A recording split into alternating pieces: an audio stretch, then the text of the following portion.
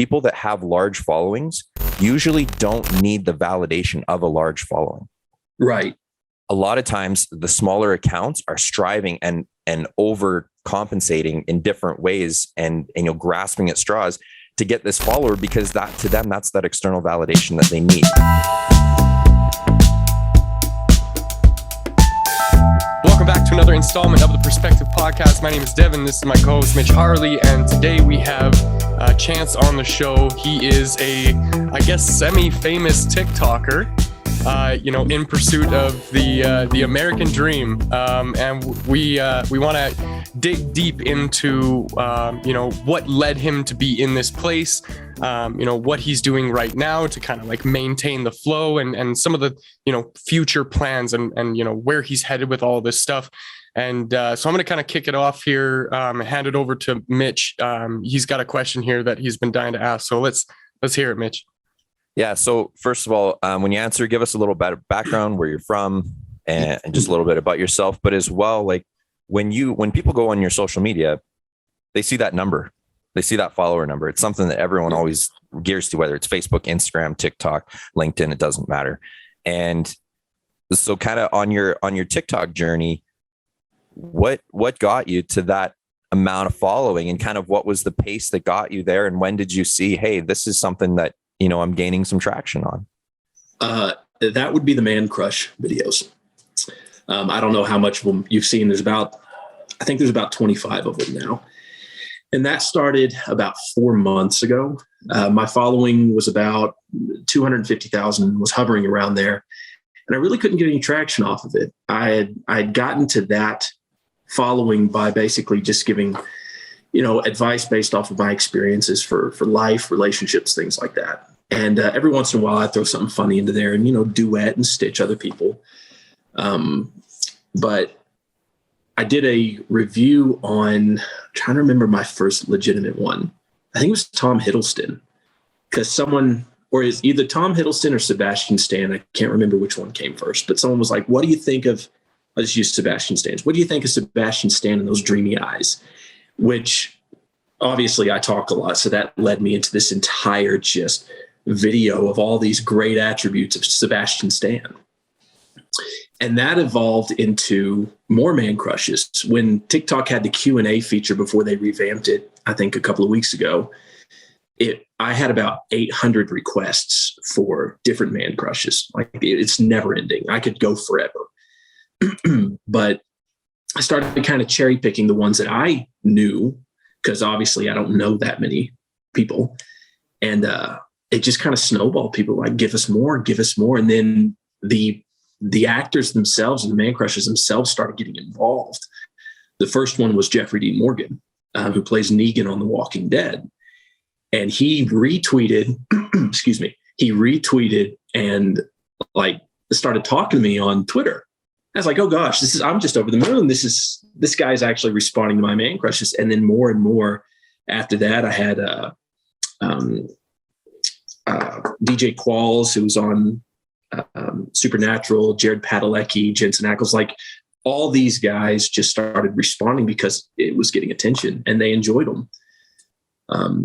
And I also made it a point not to be negative in them. Like, they're not roasts. I like to call them honey roasts. They're just very positive, uplifting, and kind of seemed like what people needed through the entire pandemic, just something fun to interact with. So that kind of has led, to where my social media is now, versus where it was less than 6 months ago. Okay, so take us back when because I've been on TikTok before it was TikTok. I don't know if you remember, right? It used to be called Musical.ly, and the whole idea, the premise of this was that you could lip sync or dance to songs, but it was kind of the wild, wild west. And TikTok and Musical.ly, like, they didn't realize how much of a problem that was. And then, the record labels and the big movie studios and everything like that, they started coming after them saying, like, you can't be allowing your users to use this stuff without some sort of compensation to the original creators and the artists. And being a musician myself, kind of 50-50 here, because I appreciate that they would, go that far to protect the music and the intellectual property. But on the other hand, I always thought that if my music, and I don't know, forgive me if this ages me, but if my music ever ended up on Napster, that would have been like, that's it. I made it. Like I'm so famous that people have to steal my music. I thought that would be super cool. Yeah. So you said you've been on the platform for 2 years now. Let's go all the way back to the beginning. What was your first video? And was it as bad as mine?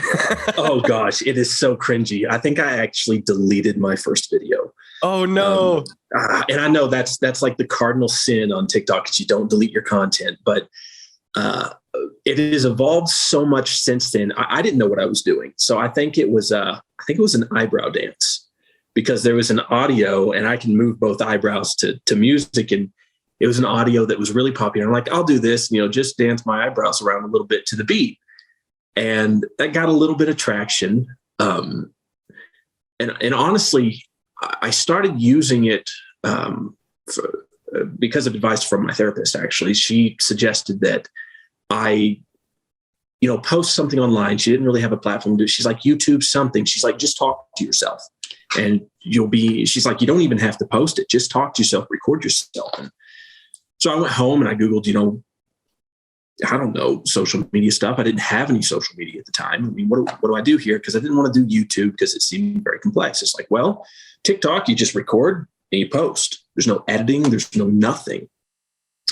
And so that's what I started doing, is kind of a self-therapy. I was going through a lot at the time, and I just talk about it. And that is what started it all. Just talking about feelings, which I knew, and the idea was reinforced that was very uncommon for a man to do at the time. It's gotten a lot better since then, but at the time you wouldn't find a guy talking about his feelings much. So what kind of like a feedback were you getting from the stuff that you were posting? Because obviously people are seeing it, whether you like it or not. Yeah. It's out there now in the world, and the conversation is now started. Yeah, well, very positive feedback. A lot of people could relate. Because it was a lot of mental health related issues. Right.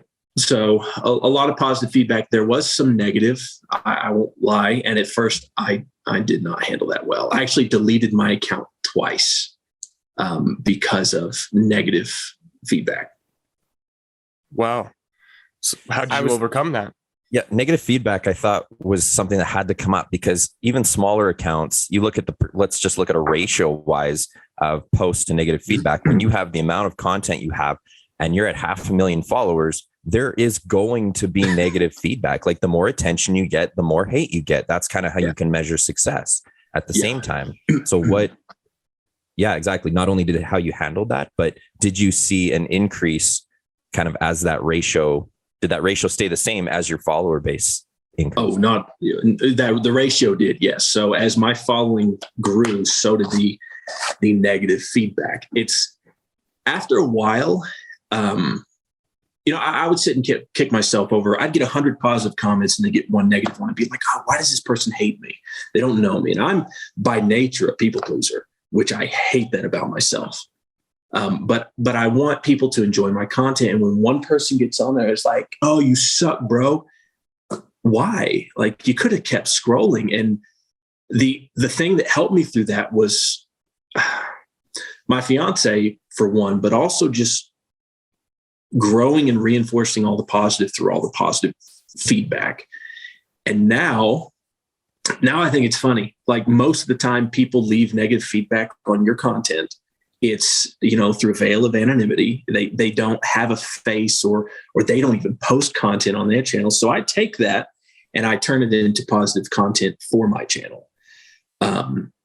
Every time, well, not every time, but I will cherry pick negative comments and roast them sweetly and go back and, like the other day, because I do some of my content in a robe because I work from home. I don't really have to get dressed. I got dressed for you guys today, so I hope you appreciate that. Yeah.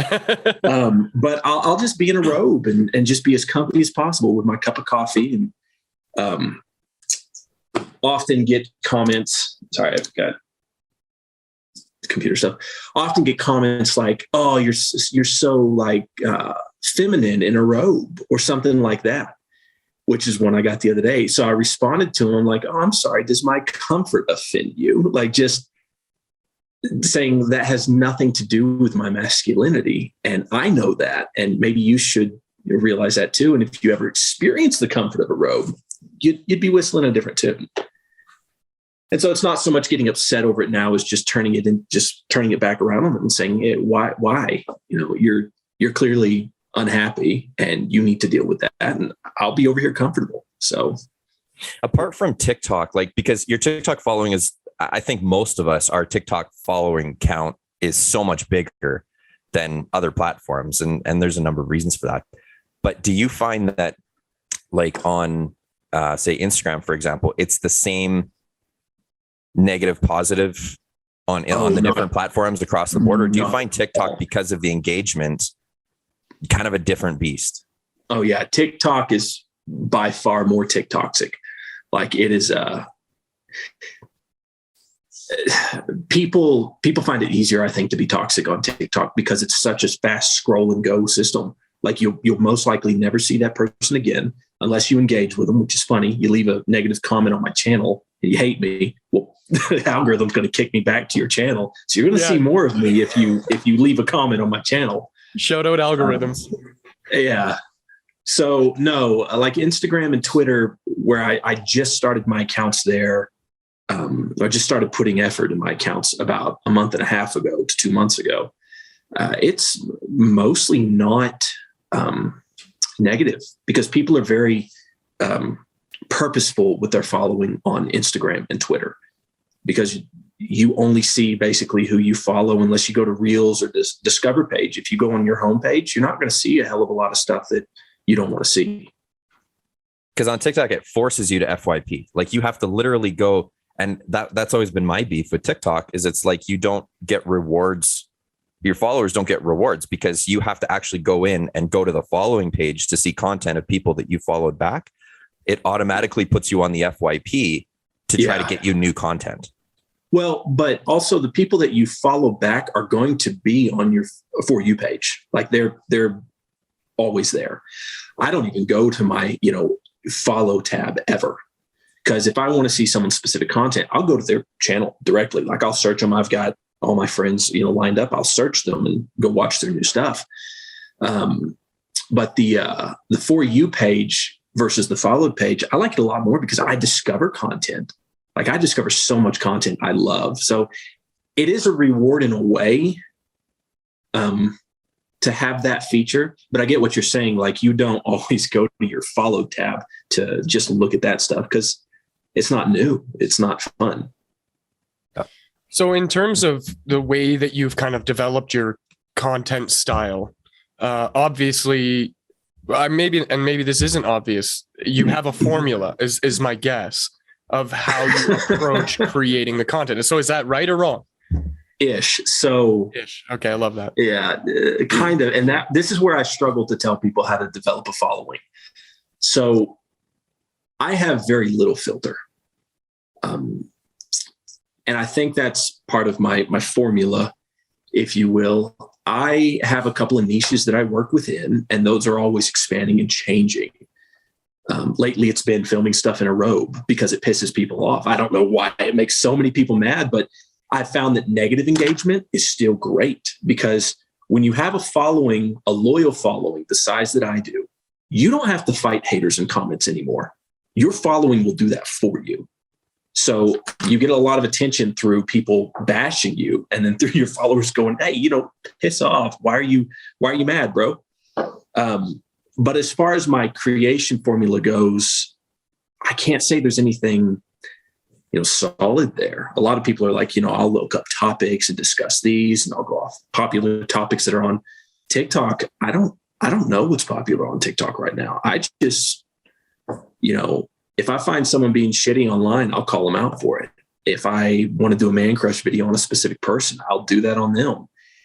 If I have an unfiltered thought that I want to post, I'll do that. I'm actually starting a new series.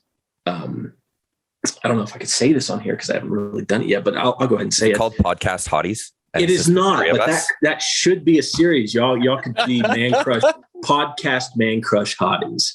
There we go. I'm going to do. Y'all are familiar with Reddit, right? Yeah. Okay. You know the subreddit Shower Thoughts. Yeah. Okay. Nobody puts those into a video. Like there's one guy on TikTok who will like walk up to his mirror. He's like, "Hey, yeah." And he does like random spots. I love this you know guy. what I'm talking about. Yeah. Yeah. He's awesome. And some of those are shower thoughts, some of them aren't. But nobody does actual shower thoughts in the shower. So I've started doing that. I've done one so far. It had a great response ratio. People are like, give me more, give me more. And so I'm going to do shower thoughts. And that's just one of those random ass ideas that you get. I actually got it while I was in the shower. So that's I do most of my life contemplating in the shower. Yeah. It bakes in the what is this called? Like the consistency, right? Because showering is a thing that you do regularly. Hopefully. Well, you should. It should be. So anytime you go to do a shower, you have a list of these things in your phone, and it's just like, okay, there's one. And then you just do it and then now every day or however frequent you shower, it's going to be there. And the opportunity to create is there. And so I love that you're, putting it into the life that you're already living. And this is one thing that I struggle with when trying to talk to people, business owners, anybody who is in the space of creating. The number one thing is obviously consistency. Yeah. If you're going to do something, you have to commit to it. And it has to be something that you do regularly. Now, if it's only once a week or once a month or whatever, that's fine. But whatever makes you happy. The longer it's spaced out, the longer it's going to take for you to grow and get that exposure. And that's totally fine too. And the more you can create opportunities to create, the better it's going to be. But doing something daily, like, daily shower thoughts, something like that, it automatically creates the opportunity for you to do something without interfering in your life. Well, it also creates engagement. I started doing, about a month ago, I started doing rock, paper, scissors battles every night, where I just go in, I explain the rules. I, just play 3 rounds of rock, paper, scissors with whoever wants to duet or play at the same time. And people have come to expect that. And because I've, started doing other things, that has been lacking. So it went from a daily thing to like maybe an every other day or twice or 3 times a week thing. And it's not that I don't want to do it. I really want to do it every night, but most of the time I remember it. I'm already in bed. I'm already done with the day. It's not a high priority thing for me. But you're right. Consistency drives, engagement. And that's what it really boils down to, is how much engagement can you get with your content? And so I have many ideas to just play games with my followers, because I hate calling them my followers. It makes them sound like cronies. My group of people, my online group, I guess. Your tribe. My tribe. That's a good one. We'll go with my tribe. They love playing games, and it brings excitement to people's days. They love being provoked into thought, or, they love engaging with content. So if you ask questions, or if you create an opportunity for them to duet or engage with you, that is just, if you want to grow your following, be relatable and let them engage with you. Are you specific with hashtags? No, I used to be. I don't even use hashtags anymore. It's kind of funny. Me and Devin have had the hashtag conversation as well. And so many people even TikTok itself gives hashtag, advice. Yeah. But it's so different with everyone that you talk to and what they're finding with hashtags. I should use my following could probably grow exponentially if I used hashtags. Exponentially. Never could get that word right. With an N, thank you. But when I was like under 100K, I would use lots and lots of hashtags. I would use the popular ones, but I stopped using them because I felt like it was maybe driving my content to people who didn't want to see it. Because if Cardi B's got a hashtag out that, is Cardi B, that's the hashtag. And you make a video about, if you make a rock, paper, scissors video and you go hashtag Cardi B, the people who are going to see that are going to immediately go, oh, this isn't content I want to see. And they will stop watching and keep scrolling, which shortens your engagement time, which shortens the amount of time you're on the For You page. Because if people aren't engaging with your content, they're not liking your content, they're going to kick you off of that page because you're not doing anything for it. People don't want to see it. So that's why I stopped using hashtags. So when you and this is so wonderful because it kind of supports some of the stuff that we've already talked about in terms of like hashtags can be a blessing, but they can also be a curse. When you put a hashtag, like you said, that isn't, but it's popular, so you know you're going to get eyes, but your content doesn't fit into that audience, you're killing the content right off the bat. You're forcing your content. People don't want it. Yeah, and it becomes this guessing game now of, okay, well, what hashtags are going to work? And then you end up using less popular hashtags, showing up in places where people aren't even like gathering. And now, again, you shoot yourself in the foot. And so I see this quite frequently on TikTok. I'm posting this with no hashtags, no popular sound. So if it ends up on your For You page, you were meant to see it. And it's because the algorithm, and I really think that TikTok has an incredibly powerful algorithm, although I also think there are several other factors that play into what makes their platform so much more effective. But in terms of using, the hashtags and all that kind of stuff, you end up getting yourself in trouble. So alternatively to that, you really have to strongly rely on the type of content that you're creating and the elements that you put into your content. So as an example here, at the beginning of every video, you get 3 seconds for somebody to decide whether or not this is for them. So the quicker you can get somebody to decide that, the better you're going to do. I would use your rock, paper, scissors, blind duet this. That's the hook, right? In the first 3 seconds, I'm going to play a game of rock, paper, scissors with you, blind duet this, and then see if you win. And so they immediately, now they're stopping and they're like, okay, I got to play this. And then they're getting in there and they're duetting it. And so now you've added like 4 extra layers. They come back, they comment saying like, haha, I beat you or whatever it is. Right. So you've baked in all of these different layers of natural engagement. So in terms of like the way that you are developing your content or putting out new series and trying new things, do you find that you are recycling certain elements in what you create?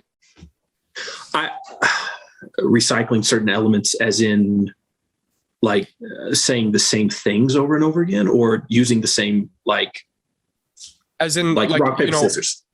Right. So, hook, body, some kind of call to action or something like that. You know what I'm trying to say? See, I don't do call to actions ever, because personally, if I'm going tell through people to follow you, I do not tell people to follow me. I don't tell people to follow me. I don't tell people to stitch this. I don't tell people to duet, because when someone says that, when I'm scrolling through my For You page and someone says, whoa, stop scrolling, I immediately just skip it. Because if you have to, can I swear on this podcast?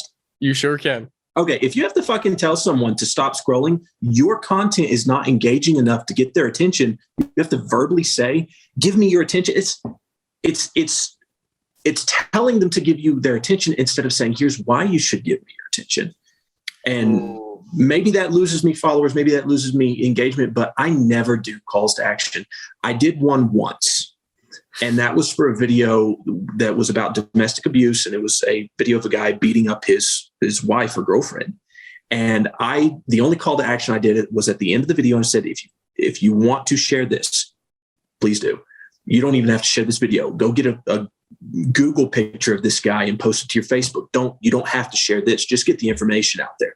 That's the only call to action I've ever done. But for instance, for my rock, paper, scissors stuff, to get the attention, I use the emojis, rock, paper, scissors, in my title. And they're colorful. People can obviously see this is a rock, paper, scissors video. We know what he's doing. And that's maybe why they stay. And I always started off telling them, time for rock, paper, scissors. Here are the rules. Here's what you do. Comment how much you beat me, how much you lost. I guess that is a call to action, but I do not tell people, follow me or do this. Super, super subtle. I think of in terms of, the mirror guy. He as soon as you see him, there's a thing. I don't know what it is, but there's a trigger, and you're like, oh my God, this is my guy. I got to watch him. He uses the same audio. Right. I noticed with you as well. Something that's consistent is like the slide in the robe, and it's like, oh shit, I'm about to get some facts. You know what I mean? Somebody's about to lay down some stuff. I get this other guy that I follow. His name is Dreadful Bird. If you don't follow him, I 100% recommend you follow this guy because I love him to death. I swear to God, every time I see it, the video always starts out with the camera's pointed at something weird, and you're like, what's going on here? And then you can kind of like, because I know you feel this like tingle go up your spine. You're like, oh shit, it's my guy. New and then information. He goes, and then he stops and he kind of like, he has this like cute little giggle that he does. He's like, it's me again. You know what I'm going to tell you to do? Drop your shoulders, relax your stomach, lower your tongue from the roof of your mouth, and let's take a deep breath. And he goes through this like very, very simple 34-second meditation where he just he's like, right now in this moment, I don't know what you're going through, but right now in this moment, you're safe and we are together. And that's something to be grateful for. And speaking of gratefulness or gratitude, take a look around and see if there's something that you can find to be grateful for. Yeah. And then he like looks around with his camera at wherever he is, and maybe he's like in the mountains, or maybe he's at the coffee shop, or wherever he is, and he's like, I'm grateful for this. And then he comes back, he's like, till next time, and then he's off. But the fact that every time I personally recognize when it's like just the camera pointed at something weird, I know immediately there's something going on. This is my guy. And then it hits and you get this wave of endorphins and dopamine and all this shit. And it's great just because of the type of content that he puts out. But the same thing I've noticed with your content and many other successful content creators is that there's a very clear, that's my guy moment when it happens. Did you do that on purpose, or is this just something that you kind of like accidentally stumbled upon? It was very much an accident. So I have a recent one. People have started, because of my platform, I do have a voice on the internet. I should use that for good. And I've recognized that within probably the last month. And so I've started calling out people who are just very shitty, who are putting other people down based off of their physical appearance or their physical attributes or something that they can't control. And even people who like joke about it, I don't find that okay. So to start those videos off, I'm usually in a robe. It's usually the morning. I start my day with violence, and I will pan down. I'll be looking directly at the camera. I'll do an eyebrow raise and I'll say, okay. And that's my opening line. And people know that when I say, okay, shit's about to go down. Like there's about to be violence incurred, and someone's going to get told and put in their place. And people have begun to love that because they know a fight's about to go down. And I am not an intellectual. I'm not an extremely educated person. I was homeschooled, very non-traditional education. But I find it very easy to articulate what I want to say to these people who are being just terrible to other people or misogynistic towards women, or just have a point that they're trying to prove that is just horrid. And people like that. People like seeing someone fight for good. And I'm not a white knight or anything like that, but I do have, like I said, a platform that I will use for good. And that is one way I've started doing that. But like you said, it's the opening line. It's the exact same thing every time. I didn't realize I was doing that until someone pointed it out. They're like, oh, I knew it was going to be something when you said, okay, and did an eyebrow raise. And I had to go back and watch and go, am I doing that every time? And I was. I've been waiting for you to do like the Henry Cavill entrance, and like that's your alter ego, because that's what I see every time you walk in. I'm like, dude, I don't know how he hasn't pulled that card yet, because the Henry Cavill people would thing. Buy into that for sure. Oh, I just like pan and go. They're like, hello, I'm not Henry Cavill. I can't get his accent down. He is very specific, and I've got to. I guess I just need to listen to him. Just work on it, because like that should be your number one man crush, because you have a lot of similarities. Oh, he is. You could pull that off. His video was made, and he is the number one man crush. Perfect. So a few other. Sorry, go ahead, Devin. In terms of like characters, I did this thing for businesses to help them discover what their voice was. I have a quiz. You can go take it on the website. And the quiz basically asks you a bunch of questions about what industry you're in, who you are, all this kind of stuff. Who are you trying to serve? My favorite two questions is, who are you helping and what are you helping them with? Because once you get clear on those two things, magic can happen. At the end of the quiz, I reveal to you a certain, criteria this is who you would fit into best. So an example would be like, well, if you're let's say you're a computer store, you sell computer parts and stuff like that. Well, there's a couple of types of content that you can make that's going to be, that will consistently deliver value to an audience, bring an audience to you, and, make you an authority in your space. I, as a suggestion, for this example, I would say doing review videos of products. So, hey, we just got this new Asus wireless card in. We're going to test it out, show you how it works. This is how we feel about it. And it's really simple, really easy content to make. But in that group of people, this is the point that I'm trying to get to here. In that group of different, content styles or characters, as I like to call them, you fall under what I would call the reluctant hero. This is the sheepdog mentality. So the sheep are just a herd of people. They go about their everyday business. They're meek and mild in nature. They don't want conflict or confrontation. They just want to live their life. And I'm not trying to be derogatory in any way. There's just a large group of people that they don't have the time and energy to be doing anything more than what they need to do to get by. And that's totally fine. Right. The world needs that kind of stuff. Then there are the wolves, and the wolves are out there hunting and preying on the sheep, right? And the sheep are completely helpless. They just get picked off one by one until you bring in a sheepdog. And the sheepdog is peaceful in nature. They are kind, they're compassionate, they're empathetic, they're loving and fun and energetic, and they love to work hard and do things that are meaningful in their lives. And what they do is they just stick around, and that usually keeps the wolves away. But sometimes the wolf will get brave enough or daring enough that they will try to challenge the sheepdog. And this is the thing that, it's a complicated way of seeing the world, but the sheepdog has to know violence in order to protect the sheep. Yeah. Right. But now it's like it's better to be a warrior in a garden than a gardener in the war. Yeah.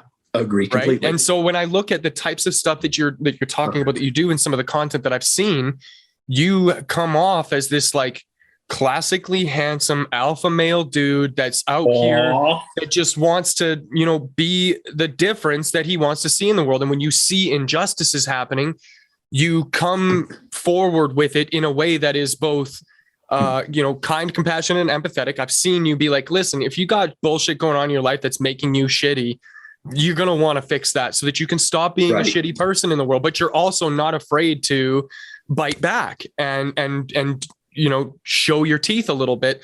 And I love that. Is that something that's kind of like naturally ingrained in you as a person, or like, were you even aware of that as your characteristic? Well, I grew up as the weak kid. Or at least that was how I perceived myself. Apparently, I don't perceive myself how others do. And I know that's a common issue with most people. But I grew up as the weak kid. I got picked on a bit as a kid because I was always pretty scrawny and thin. And, I wasn't into masculine things. I didn't play football. I don't watch sports. I don't go hunting. Like, I've been hunting once and it was boring as hell. So I grew up with the mentality that I was the underdog, that I was the guy nobody really expected shit from. And now there was a glow up apparently that happened in my late 20s. And just my mentality didn't shift when my physical attributes did. Right. And so now I feel like I can relate to the underdog. And I know how it feels to be that underdog, and I hated that feeling so much. I never want anybody to feel like they are, too weak or too masculine or just not good enough for who they are. So it wasn't really ingrained in me to be as you call it, the sheepdog, because I was, the squirrel that was off to the side chewing on a nut. But now I do feel a sense of, anyone who's getting put down or anyone who's getting attacked for no reason. Like, if you're being a shitty person and people go after you on the internet, I'm not going to tell them not to, because you brought that on yourself. Right. But I had one of the people that I followed, Burritos and ADHD is their their user tag. And they're a gym owner. They're female. They're very, forward, and they're very just aggressive, basically, when it comes to their content. They're like, this is who I am. If you don't like it, piss off. Like, you don't have to be around. And some guy commented on one of their videos something very vile, which is what sparked this whole sheepdog mentality. I didn't know it was there until then. And so I said something. I put him down. Like, you're not going to say that to one of my friends and expect me to not come after you. And then after that, people started sending me other things like, hey, there's this video. This guy's being terrible. This person's being cruel. Can you say something? And that's where all of it kind of developed. And now it's not so much a shtick as it's something I know I'm capable of doing and is helpful in mentality. I had a guy delete his entire account the other day because of me and several other people going after him for just being a shit human being, which felt like a win. But also I kind of pitied the guy. I'm like, instead of deleting your account, maybe you just change your perspective. So I don't know that. I really didn't know it was there until it happened. It was like it's like a switch. That's the hardest part about it too, is like, what's worse about it. And I speak about this quite frequently. There is a level of empathy that you have to deploy when you're dealing with people who have had a very traumatic life. Yeah. And it's the trauma that they've had in their life that makes them such a shitty person. And these are the people that want to watch the world burn. Right. Yeah. I don't know if you've ever seen the TV series Dexter. Yeah, I have. Most. This is a very, very dramatic and extreme version of what I'm talking about. He had a fucked up life. Like, yeah, as a child, like, it was just, and it ruined him in terms of, like, when you see things, you can't unsee things. Mm-hmm. And so you develop a perception of the way the world is. Most people kind of end up just being jaded in sort of a healthy sort of way, in that they don't trust people immediately, which you probably, there's a fine line between trust and respect and all that other stuff. But when you're faced with that really extreme, maybe you had an alcoholic father who beat you, and everywhere you went, your friends were shitty to you. And so now just your whole entire world, the perspective is that the world is a horrible, horrible place. And yes, you're not wrong. There are horrible, horrible parts of the world, but there are also beautiful, wonderful parts of the world that if you were there in those environments, you would generate an appreciation for kindness and compassion, and then you could enact that into the world. And so you're right. There is a level of empathy that needs to be deployed when you deal with somebody in that, like, yeah, okay, we want you to stop being a shitty human being. Mm-hmm. And the only way we can do that is if we confront you, and it must be in a head-on way. We can't dance around it, be passive aggressive and all this other shit. That's not effective. But once we do hit you like a freight train, it's up to you now to be like, okay, are these people trying to help me, or, is the world genuinely a shitty place, and these people are just more shitty people, right? And that's a tough thing to do, especially in your position. How do you balance that in terms of, the way that you approach that content? I really approach it from an education point of view. Because you don't just, someone says something shitty, you don't just say something shitty back as a retort. Like, that does nothing. That causes confrontation, and it honestly, you're stooping to their level at that point. So if someone says something terrible, I will, first of all, I don't respond immediately, because my knee-jerk reaction is, hey, fuck you. Like, you don't do that. It's not constructive. But you're also right. You have to meet them head on. You can't dance around it. You have to be aggressive. That's the only thing that gets through to people that are so, it's so ingrained in them that they're just going to be mean. And I don't know. I follow Drew Afuelo on TikTok. Do you know who she is? Not familiar with the name. I might have seen it. So she has really long, always colorful nails, and her specialty is roasting. Like, she has made more misogynistic men get rid of their account than I could ever do. And she is straight up, and she'll tell you this, she is mean. She does not walk on eggshells. She will straight up insult you to your core. She will be straight up cruel to you. And because of that, her following is very aggressive. And when they find someone that they want put down and canceled from the internet, they'll tag her. And then they'll just keep tagging her. And until she goes in and does a response video. I think she's got about, I think it's like a little over 1 million followers right now. 2.3. And that's her niche. Yeah, 1.3. That's her niche. That's what she does. And she is damn good at it. And she is known for it. That's not what I want to do. I have respect for what she does. I don't necessarily approve of the way she does it. But being a female, she does have to kind of approach things differently than I would. So I come at it more from a, hey, that was a shitty thing to say. Try this next time. Why don't you try being a constructive human being instead of a garbage human being? That would be much better. And I always end my stuff with love y'all, bye. Like always try to end it on a positive note.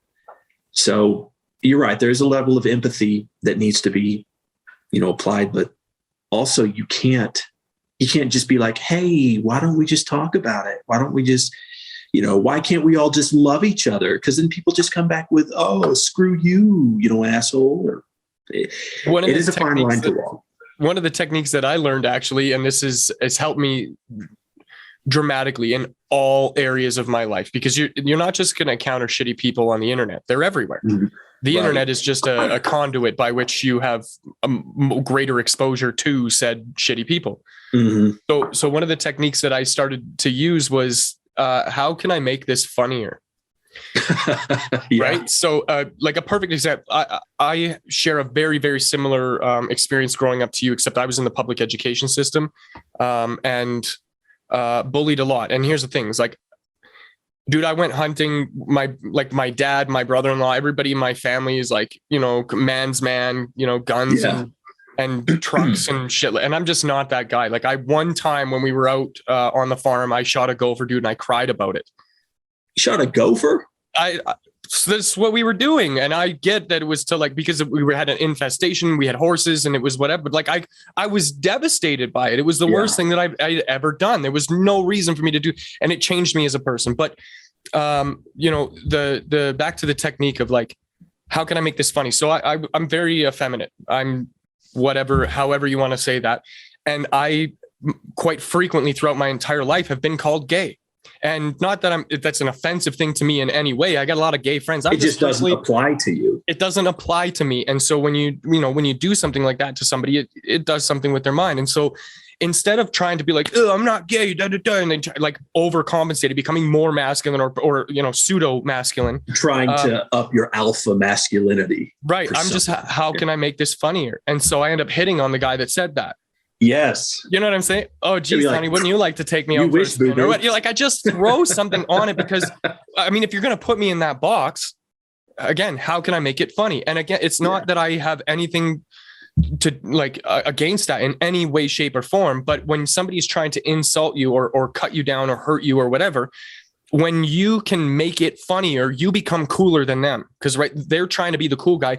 So it's a measure of how cool can you be? And I'm so cool that your thing that you just said, I can make it even cooler than what you just said. And so it becomes this ongoing, like, and then you better each other or you're trying to like best each other in like, how do you make this the funniest thing? And I've had people mention this in several conversations where it's like, dude, I really like you. I don't know why, but like, you just like when somebody says some shitty thing, you're just like awesome about it. And I like that about you. How are you so confident? I'm like, I'm not even confident at all. I'm just trying to make it funnier. I don't know what else to do. Right. It all boils down to one thing. It's comfort. Like when someone, like you said, says, hey, that thing you're doing is really gay. I'll turn around and go, the shirt's gay. Do you see it fucking another guy? That's weird. Like just, like someone the other day said that it was a girl, and I don't typically go after women on TikTok because I'm a guy and I don't want to be, that misogynistic guy. But this girl posted a video. She's like, when I see men with painted nails, what the fuck? And her hashtags were like, bring back masculinity. That's not masculine. And I just made a response video. I'm like, hear me out. If he gets his nails painted too, it's a win-win for you. Like he can paint your nails. He's up for a spa day. Like all these things that just, like you said, make it funny, make it relatable, make it funny. But you say it's all about being cool, and cool is such a weird construct. I don't even understand, hey, I'm going to be cool. To me, it's about comfort. How comfortable am I compared to how comfortable is this person who is attacking me? Because if I can be more comfortable than they are, there's no possibility that they can upset me. They can out awkward me. They can hurt me mentally in any way, because I know who I am. And clearly they have insecurities about who they are, or they wouldn't be projecting that onto me. Because I've been in the same boat. Like, I've been called gay. I didn't date till I was 24, like anybody. And I was scared of women, rightfully so. Women are frightening. But I was called many things growing up. And to be honest, I wasn't comfortable with it at all. It just piled on top of my insecurities. But now it's like, I challenge you. I challenge you to upset me. I challenge you to out awkward me. I challenge you to say something that will hurt me emotionally, because you're not going to do it unless you know very specific buttons to press. You won't hurt me. And that's where my responses to people come now is my comfort level is so much higher than yours, clearly, that this is going to hurt you a hell of a lot more than you can hurt me. I relate a lot to that.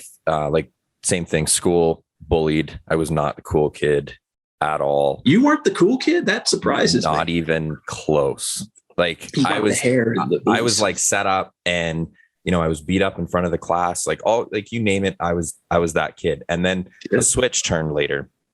And, in the past 15 years, I've been a totally different person, maybe even less than that, maybe the last 15 years. I'm older than I think I am. So it's like, when that changed, I didn't realize what was happening, but then all of a sudden it was like, no, I'm going to take ownership of my life. I'm going to be a different person.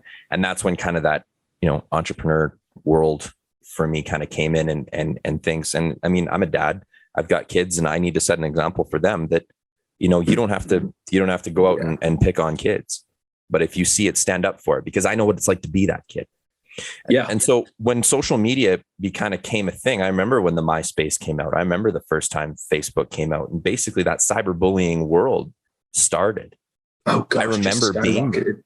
And what I started realizing, and this was fairly recently, like probably in the past few years, social media started on the basis of validation of other people. Yeah. And that's, people became so consumed with needing validation. And I think we're seeing that on a bigger scale now, and especially talking about TikTok and the responses you're getting and the negativity. When someone puts out a negative comment, they don't really care about your response to that comment. What they care about is some sort of validation. Is it from another comment? Is it validating to themselves? Are they forwarding it to their friend to show off because they're getting but they're getting validation somewhere. And so for us, our responses as what I'm going to call mature adults who can deal with crap and who have life experience and can look at a comment like that and see right through it, we've learned to overcome. I still fight it, but we've learned to overcome, for the most part, requiring validation of other people. And what I see is people that have large followings usually don't need the validation of a large following. Right.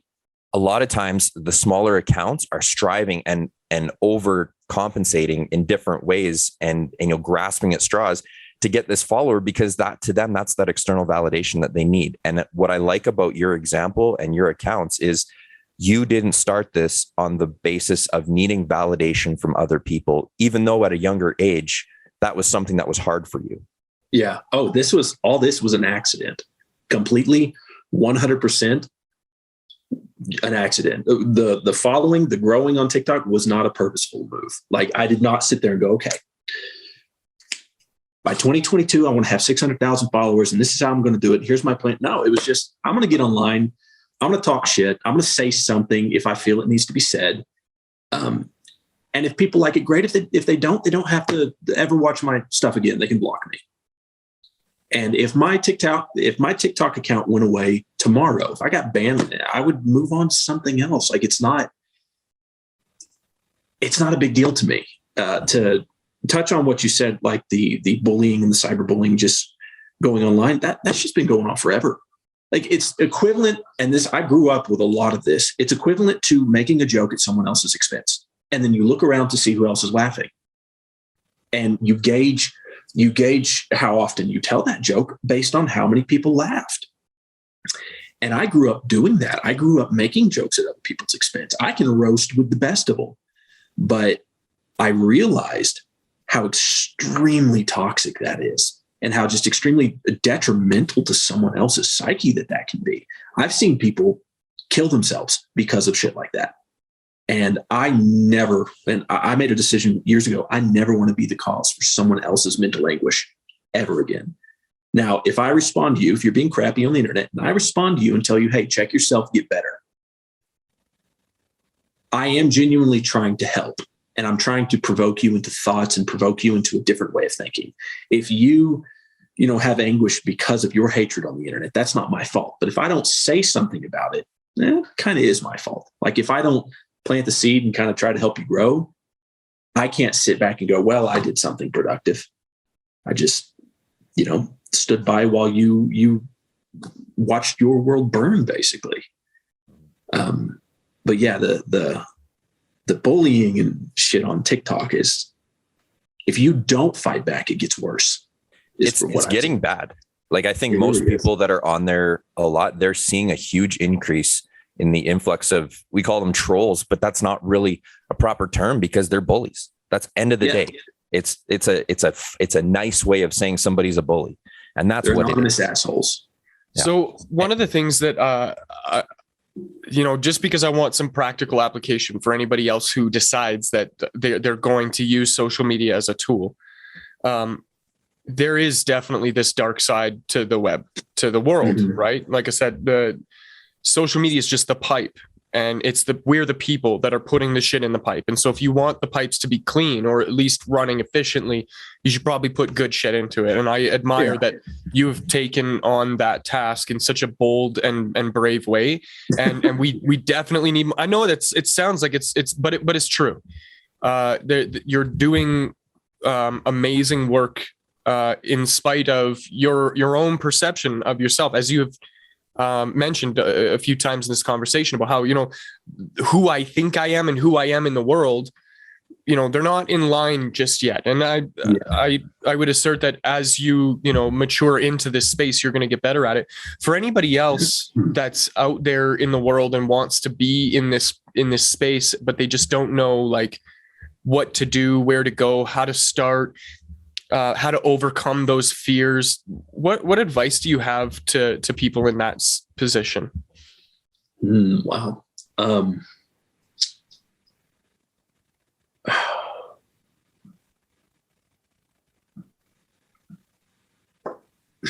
Be genuine. Don't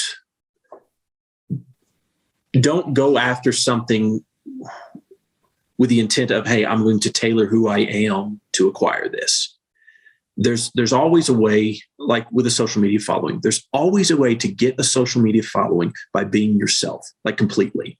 You see such diversity on TikTok, so many different types of people. There's a guy who paints his face and wears a mask.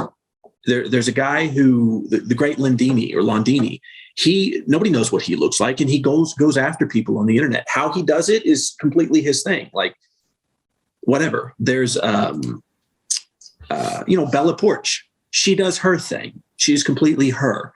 Dixie D'Amelio, all the greats that started doing it. They were doing trends for fun. They were doing it because they enjoyed it. They were doing it because it brought them something. And that's what I would suggest to anybody who wants to use social media for anything, whether it be for business, whether it be for pleasure. Do it for you. Like, do it for your own personal growth, because people love genuine people. Like you said earlier, there are people who try too hard, who you can tell they're faking it. How many people that fake it do you follow on social media? Right. Because I don't follow any. Like, if bar none is one of my favorite TikTokers, and he gets his shit deleted so many times because he doesn't give a damn. And people report him for bullying and all this other stuff. And, that's their choice to do. But to me, that's such a snowflake thing to do, is to report somebody else for something they said on the internet. Now, if content's inappropriate, if they are legitimately attacking people directly, or if there's some sort of, nudity or inappropriate content like that, yes, report it. That's your duty to report. But if someone's saying, hey, don't be a shit, don't be a little cretin, and you report them for that, that says a hell of a lot more about you than it does them. So sorry, circling back to your question, just be genuine, just be real. If you have a product to promote, don't be salesy. Just say, hey, this is my product. This is why I love it. If you want it, here's the link. I mean, you don't have to be like, oh, it's, great and all this awesome stuff. And I think that's one reason I don't get picked out for sponsorships, is because I won't fake it. Like if someone has a shitty product, I'll get on there and say, this is great, but here are the issues with it that I found. So just be real, just be genuine. And if you get a following from it, great. And if you don't, then don't worry about it. Like it's not. So many people, they see those, they see the influencers making a ton of money. Influencers making money? Yeah. I wish I knew how. But they make all this money. After this podcast, let's have a conversation, because I can definitely help you with that. We'll bring you in the loop. I'm still trying to figure that out. This is not my day job. They make money, but everyone goes, well, I want to make money. I want to make a living doing this because those 10 people do. Right. And so that's when you see that lack of genuine content go on there, because they're trying to be somebody that they think they need to be in order to make it their career. They want to be the Mr. Beast. They want to be, all of those things. And it's like the reason Mr. We'll use him as an example. The reason he's so successful is because he's himself. Like you said, he's genuine. There is nothing he does. He comes up with these crazy ideas, like buying a house and then selling it for $1 for the first person that'll walk in. Yeah. That's not fake. He genuinely was like, this is a really cool idea. Let's do it. Right. I want to do this for fun. It's going to bring me joy, so I'm going to do it. Yeah. And that's what it's about. Do what brings you joy. I tell people, it does not matter how much following you have. If you make a video and one person enjoys it, and that one person was you had a great time making the content, it was worth it. Like people flock to that. And I think people really miss the mark when it comes to creating content.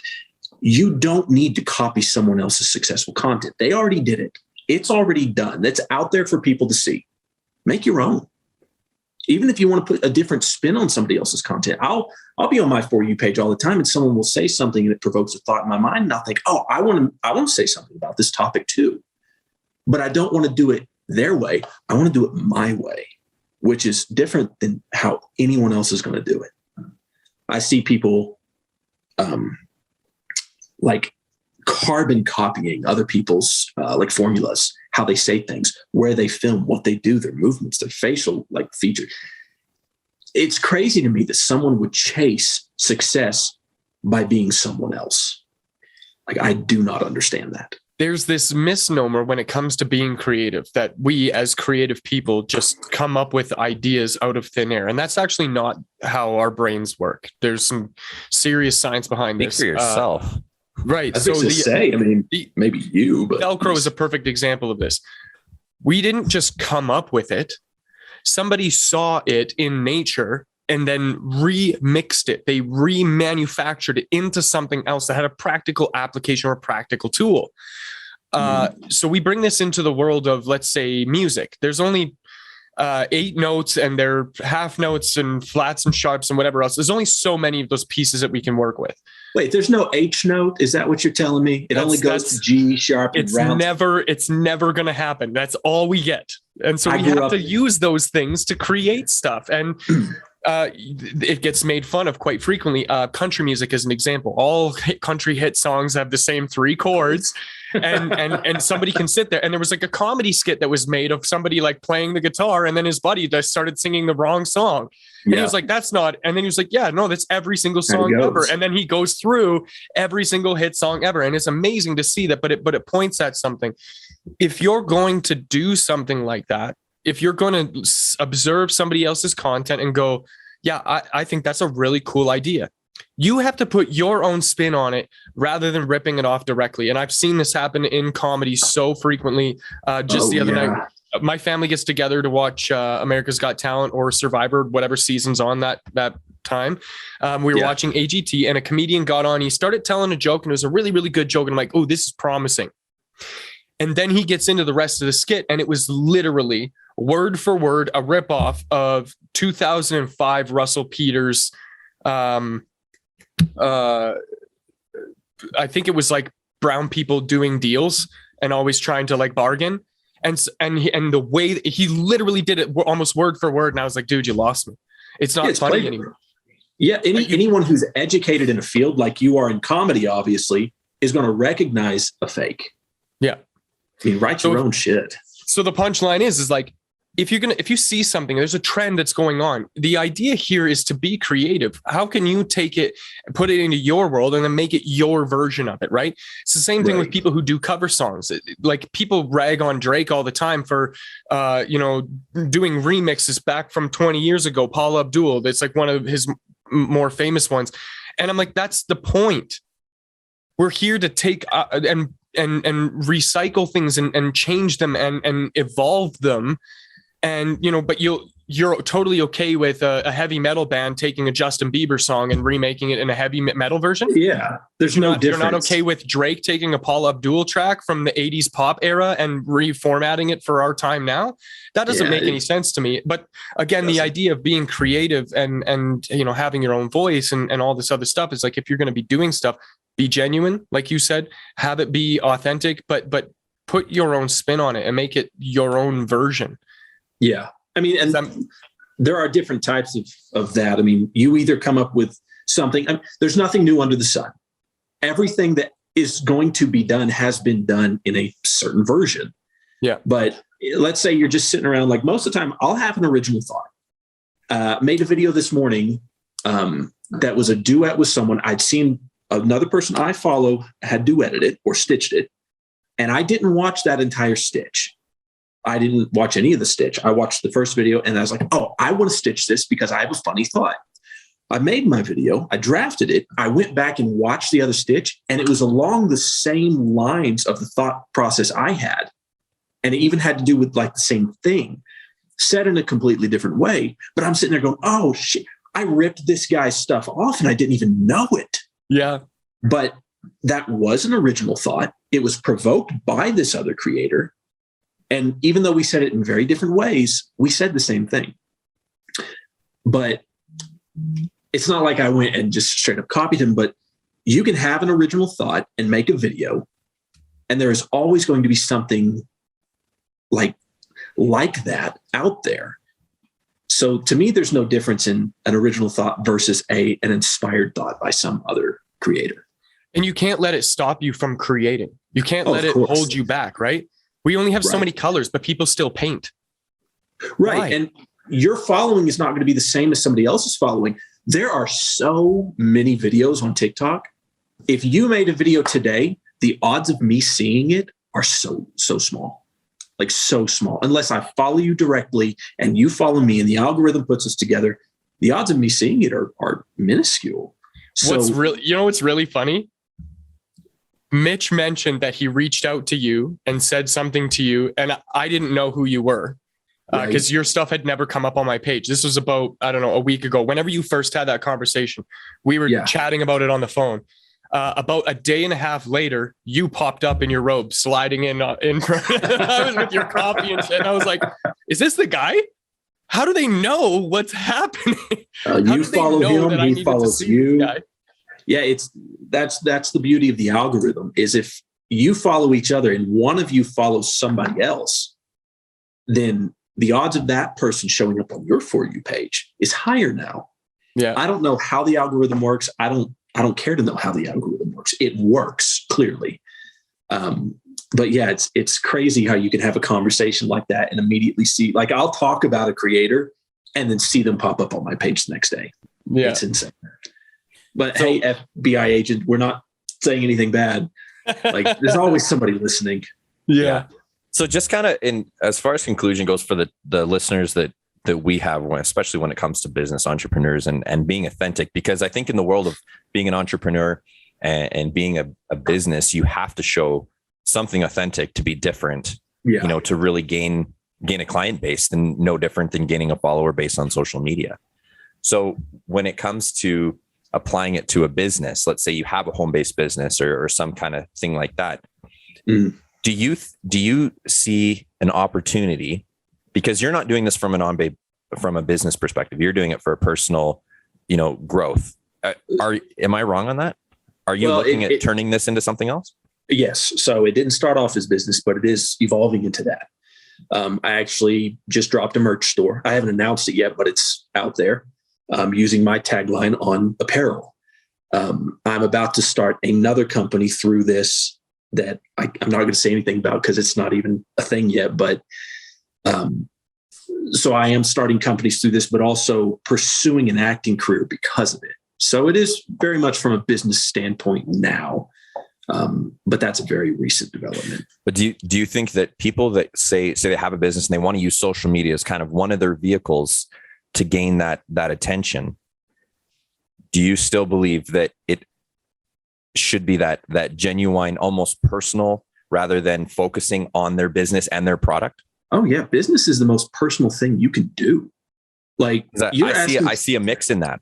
Right. Like me and Devin we have very strong opinions on being authentic in that, but I see so many people have a business and it's only their product or their product doing something. And yes, well, that has a thing, but then I see other business owners and it's like they're showing off their kid in their store or they're doing something that makes them very relatable. And I think people, especially business owners, entrepreneurs, they miss the mark because they're so focused on the goal they want to achieve rather than, are there other avenues that are working to achieve that same goal without pushing people away? People do not buy products. I could buy a product from anybody. I can buy a shirt from anybody. If I wanted to buy a shirt for the cheapest based on the product price, I would go price on Amazon and all that crap. I buy from people. I do not buy from, you've got to have a good product. You've got to be, caring in your development of your product. But if you can sell yourself, not like literally, that's illegal in some places, but if you can sell, it's like making a friend. I mean, you're not going to be friends with everybody. Everybody's not going to buy your product. But if you make a loyal friend as a customer, people want to get to know you as a person, even though, you're selling this thing over here. People still want to know you, unless you're like Walmart. Nobody cares. Nobody cares about the Walmart stuff, but we're talking about small businesses and entrepreneurship and all that. I used to be in landscaping. My fiance and I had a landscaping business. Our prices were not the lowest. Our work sometimes wasn't the best because we might not have known what we were doing, but we were close with our customers. We knew our customers. They knew they were not obligated to buy from us, but they wanted to buy from us because they were involved in our life somehow. They knew our story. They cared about us. And that's how you have to be with an entrepreneurship. You have to be relatable. You have to care about your people, your customers. You have to care about them. And you have to develop a relationship with them. That's the only way I see to have a successful business in today's day and age, because you could start a candle company and both of you could start a candle company, and the person who is most relatable to their client base is going to win. It's going to be the successful business. It's not about your product. It's about you. Mm-hmm.